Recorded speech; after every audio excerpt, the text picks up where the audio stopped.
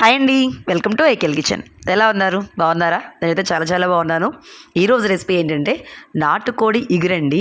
ఇది పక్కా ఆంధ్రా స్టైల్లో నాటుకోడి ఇగురు అనమాట. మేమైతే మా స్టైల్లో ఎలా చేసుకుంటామో ఏంటనేది చూపిస్తాను చూడండి. ఓకేనా? ఇదైతే నాటుకోడి అండి. దీన్ని ఆల్రెడీ మేము ఏం చేసామంటే చక్కగా మామూలుగా కోడి కోసేసిన తర్వాత చక్కగా కాల్చామండి. కాల్చేసి పసుపు రాసి శుభ్రంగా మొత్తం కడిగేసేసి ఇలా ముక్కలుగా కట్ చేసుకుని నేను తీసుకున్నాను అనమాట. ఇదైతే పెట్టండి, పుంజైతే కాదు. దీంట్లోకి గుడ్లు సేర అంటాం కదా, అది కూడా ఉందన్నమాట. ఓకేనా? ఇప్పుడు దీనికి ఏమేం కావాలంటే చూపిస్తాను చూడండి. ఇదిగోనండి, ఇది కూర అయితే కనుక మాకు 1.5 కేజీన్నర కూర వరకు పడిందండి. దాంట్లోకి 3 టమాటాలు తీసుకున్నాను, 2 ఉల్లిపాయలు తీసుకున్నాను, 4 పచ్చిమిరపకాయలు, అల్లం, చిన్న ఉల్లిపాయలు అనమాట. ఇంకా తర్వాత దాంట్లోకి ఉప్పు, కారం, గరం మసాలా, ఆయిలు, ఇవన్నీ కామనే కదా, అంతేనండి. ఇంకైతే వేరే ఏ మసాలాలు ఇంకేమీ కూడా ఎట్లాంటి పొడులు కానీ ఏది కూడా యాడ్ చేయనండి. ఎందుకు అంటే మనం చేసుకునేది నాటుకోడి కూర అండి. నాటుకోడి తింటున్నాము అంటే అచ్చంగా నాటుకోడి తిన్న ఫ్లేవరే రావాలన్నమాట మనకి. అంటే ఆ రుచి తగలాలండి మన నాలుగుకి. అడ్డమైన మసాలాలన్నీ అన్నీ వేసేసామనుకోండి, అది నాటుకోడి ఫ్లేవర్ లాగా ఉండదన్నమాట. ఓకేనా? ఇదిగోనండి, నేను అయితే కనుక కూరకి సరిపడా ఒక గిన్నె అయితే పెట్టేసుకున్నానండి. అయితే మేము మసాలా దాకానే అంటాం కదా, ఆ దాకే వెడల్పాటి దాకా పెట్టుకున్నానండి. దీంట్లోకి సరిపడా ఆయిల్ పోసుకుంటాను. ఇది నాటుకోడి కాబట్టి అండి ఆయిల్ అయితే కనుక ఎక్కువ పట్టదనమాట. ఎందుకు అంటే నాటుకోడి మనం స్కిన్తో పాటు వేసుకుంటాం కదా, ఆ స్కిన్ వేసుకున్నప్పుడు ఏమవుతుందంటే అది కొవ్వులా ఉంటుందన్నమాట. ఆ కొవ్వు అంతా కూడా కరుగుతుంది. సో అందుకని ఆయిల్ మాత్రం కొంచెం తగ్గించి వేసుకోండి. ఇదిగోనండి, ఆయిల్ కొంచెం వేడెక్కిన తర్వాత 2 చెక్క ముక్కలు, ఒక 4-5 లవంగ మొగ్గలు ఇట్లా వేశారనమాట. ఇవి కొంచెం వేగిన తర్వాత ఉల్లిపాయలు, పచ్చిమిరకాయలు వేసుకుని దోరగా చక్కగా వేయించుకోవాలి. ఇవి తొందరగా వేగటానికి కొంచెం అంతా నేను ఉప్పు వేస్తున్నానండి. కళ్ళుప్పు వేసానండి, సాల్ట్ అయితే కాదు. ఎందుకు అంటే చక్కగా కరిగిపోతుంది కాబట్టి. ఓకేనా? ఇది ఉల్లిపాయలు చక్కగా 1 నిమిషం పాటు అట్లా వదిలేసామనుకోండి, ఇదిగోండి చూసారా, చక్కగా ఇలా మగ్గిపోవాలన్నమాట. చక్కగా ఇలా మగ్గి వేగాలి. ఇట్లా చూసారా, మీకు కనిపిస్తుంది కదా. ఇట్లాంటి టైంలో ఏం చేస్తానంటే కొంచెం అంతా కరివేపాకు అనమాట. ముందే కరివేపాకు వేయచ్చు కదా అనుకుంటారండి. ముందైతే కరివేపాకు నేను వేయనండి. ఎందుకంటే అది మాడిపోతుంది. మాడిపోతే మళ్ళీ కూర ఫ్లేవర్ కానీ ఆ రుచి అంతా మారిపోతుంది అనమాట. అందుకని అట్లా వేయను. ఇదిగోనండి, ఇప్పుడు వేసినా సరే కానీ చక్కగా చిటాపటామని వేగిపోయింది. చూసారా? ఇప్పుడు వేగిన తర్వాత మనం ఇందాక పెట్టుకున్నాం కదా నాటుకోడి, ఆ నాటుకోడి ముక్కల్ని చక్కగా ఇందులో వేసేస్తున్నాను.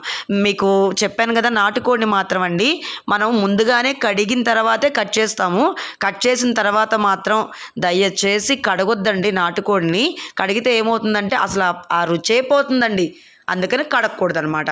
ఇదిగోనండి, ఇలా కొంచెం ఆయిల్లో వేసిన తర్వాత ఉప్పు, కారం, ఉల్లిపాయలు, పచ్చిమిరకాయలు చక్కగా ఇట్లాగా పట్టేంత నూనె అంతా కలిసేంత వరకు ఒకసారి కలపండి. దాంట్లోనే కొంచెం అంతా పసుపు కూడా అనమాట. ఎందుకంటే ముందుగానే పసుపు వేసామనుకోండి, ఇది నాటుకోడి కదా, ముక్క కొంచెం అంతా గట్టిగా ఉంటుందండి. మామూలుగా మన బాయిలర్ చికెన్ లాగా వేయంగానే మగ్గిపోవటం, మెత్తబట్టం అట్లా ఏమి ఉండదనమాట. కొంచెం అంతా బాగానే మగ్గాలి ఇదండి. రెగ్యులర్గా అయితే చాలామంది కుక్కర్లో పెడతారు, అయితే కుక్కర్లో పెట్టనండి. ఇలా మగ్గిస్తాను.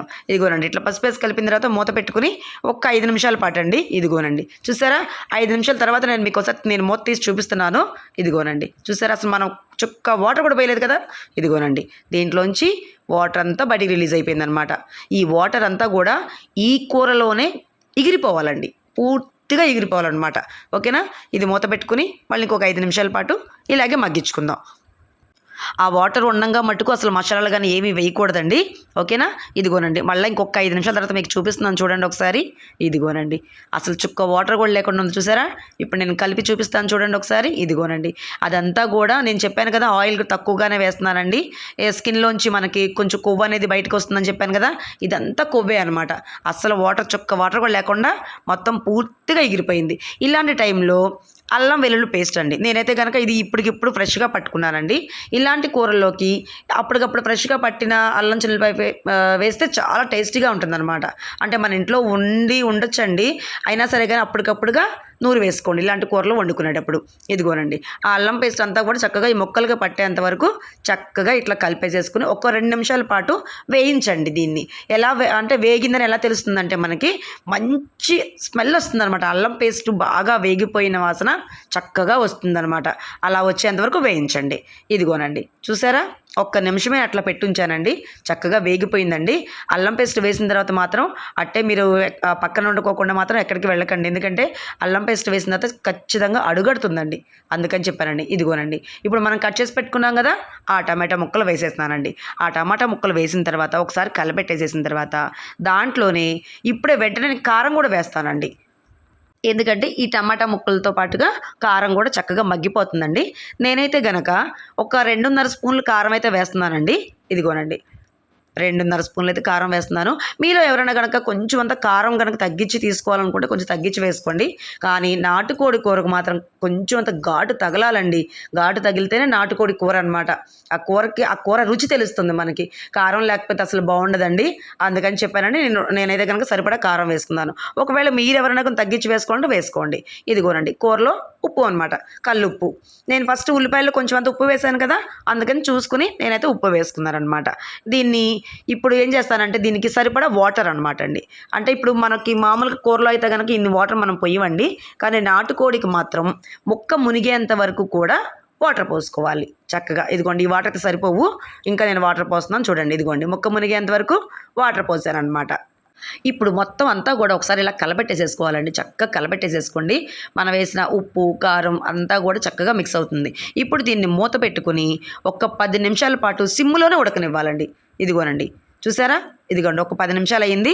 చూసారా, సిమ్లో మాత్రం ఉడకబెట్టాలి. ఎందుకంటే నాటుకోడి కదండి, హై ఫ్లేమ్లో పెట్టారనుకోండి మీరు పోసిన వాటర్ అన్నీ ఎగిరిపోతాయి కానీ మొక్క అయితే మాత్రం ఉడకదనమాట. చాలామంది కుక్కర్లో వేస్తారని అయితే కుక్కర్లో వేయట్లేదు. ఇదిగోనండి దీంట్లో గుడ్లు సేరు కూడా వచ్చిందండి. ఆ గుడ్లు సేరు ముందే వేస్తే కనుక గుడ్లన్నీ అంటే పగిలిపోయినట్టుగా అయిపోతాయండి. ఇది చాలా సెన్సిటివ్గా ఉంటాయండి, అంటే చాలా సున్నితంగా నాజుగ్గా ఉన్నట్టుగా ఉంటాయి అన్నమాట. అందుకోసం అని చెప్పని నేనైతే ఇంకా కూర ఇంకొక 10 నిమిషాలు దింపేస్తాం అనగా వేసానమాట. ఎందుకంటే చక్కగా ఉడికిపోతాయి, చితరకుండా ఉంటుందన్నమాట. కూర కూడా పాడవకుండా ఉంటుంది. ఓకేనా. దాంతోపాటుగానే గరం మసాలా, అంటే హోమ్మేడ్ గరం మసాలా పౌడర్ అండి ఇది. చెక్క లవంగాలు మన యాలక్కాయ ఇవన్నీ వేసి పొడి వేసానమాట. ఇదిగోనండి పొడి వేసిన తర్వాత కూడా ఒక్క 10 నిమిషాల పాటు చూసారా, ఇదిగోనండి మీకు నేను చూపిస్తున్నాను చూడండి. చక్కగా ఉడికిపోయిందండి, ముక్క కూడా చక్కగా ఉడికిపోయిందనమాట.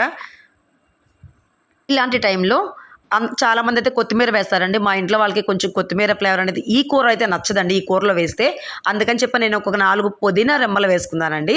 4 అంటే 4 ఆకులు ఇలా గిల్లేసేసి పుదీనా వేసుకున్నాను. మీకు గనక కొత్తిమీర ఫ్లేవర్ నచ్చుతుంది అనుకుంటే ఖచ్చితంగా వేసుకోండి. నాకైతే కూడా చాలా ఇష్టం అండి కొత్తిమీర ఫ్లేవర్ అనేది. కానీ నేను ఒక్కదానే కాదు కదండి తినేది, అందరం తింటాం కదా. సో అందుకోసం చెప్పానని నేను కొత్తిమీర వేయకోకుండా కొంచెం పుదీనా వేసుకున్నాను అనమాట. మీరైతే కనుక కొత్తిమీర వేసుకొని తప్పకుండా చాలా బాగుంటుంది. ఇదిగోనండి కర్రీ అయితే రెడీ అయిపోయిందని అయితే స్టవ్ ఆపేసేసాను. చూసారా ఎంత చక్కగా ఉడికిపోయిందో. ఈ కూర ఉడికింది అని మనకు తెలియడానికి ఎలా తెలుస్తుంది అనుకున్నారు? చూసారా, మనం ఇప్పుడు ఈ ఆయిల్ చూసారా కనిపిస్తుంది కదా, ఈ ఆయిల్ అంతా కూడా ఇట్లా సైడ్కి వచ్చేస్తుంది అనమాట. అంటే పైకి వచ్చేస్తుంది. పైకి వచ్చేసింది అంటే కనుక కూర అంతా రెడీ అయిపోయినట్లు లెక్కండి. నాటుకోడి కూర చూసారా ఎంత సింపుల్గా ఉందో. నేను హడావిడిగా ఎటువంటి మసాలాలు వేయలేదండి.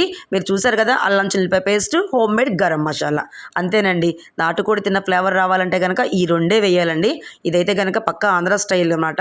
చూసారు కదా, ఇదిగోనండి కనిపిస్తుందా, ఈ మాత్రం గ్రేవీ అయితే కావాలండి. కానీ ఈ గ్రేవీ అండి ఒట్టి రైస్లోకే కాదండి, చపాతీలోకి కానీ పూరీలోకి కానీ గారెలు కానీ చాలా అంటే చాలా బాగుంటుందండి. చక్కగా ఇట్లా నంచుకొని తినడానికి ఈ మాత్రం పులుసు ఉండాలన్నమాట. ఓకేనా. చూసారు కదా, ఇదిగోనండి నాటుకోడి కూర అయితే రెడీ అయిపోయింది. నచ్చిందా మీకు ఈ వీడియో? ఈ వీడియో కనుక మీకు నచ్చినట్టయితే కనుక లైక్ చేయండి, షేర్ చేయండి. కొత్త వాళ్ళు కనుక ఎవరైనా చూస్తే ప్లీజ్ అండి సబ్స్క్రైబ్ చేసుకోండి. ఎందుకంటే సబ్స్క్రైబ్ చేయకుండా చాలామంది చూసేస్తున్నారండి. సబ్స్క్రైబ్ చేసుకోండి.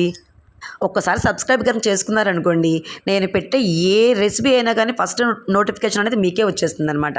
ఓకేనా. ఇదిగోనండి ఇంకా నేనైతే కనుక రైస్లోకి పెట్టుకుని తినేస్తామండి ఇంకా మేమైతే కనుక. ఇదిగోనండి చక్కగా చూసారా, వేడివేడిగా అన్నం అన్నమాట. వేడివేడి అన్నం అండి. దాని మీదకి నాటుకోడి పులుసు వేసుకొని, నేనైతే పులుసు ఇగురు ఏది అన్నా సరే కానీ నాటుకోడి కూర అదేనండి. ఓకేనా. ఇదిగోనండి చాలామంది పులుసు అంటారు, షార్వా అంటారు, ఇగురు అంటారు. మేమైతే కనుక నాటుకోడి ఇగురనే అంటాము. ఇదిగోనండి రండి భోంచేద్దాం. ఓకేనా. ఇంకొక వీడియోతో మీ ముందుకు వస్తానండి. బాయ్ అండి.